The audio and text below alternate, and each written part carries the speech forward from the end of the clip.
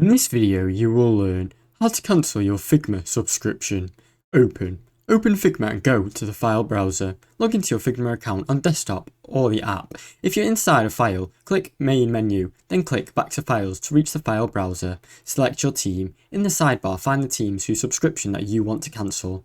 Open team admin settings. Click the drop down next to the team name and choose admin or view settings. Then go to the settings tab under the team.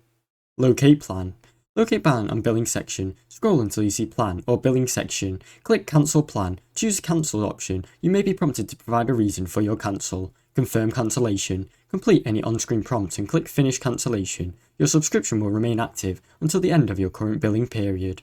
Optional cleanup. If you want to delete your team entirely, click cancel a subscription first, then delete the team via file browser. Drop down and delete. Now you know how to delete your Figma subscription. Thanks for watching. Don't forget to like and subscribe.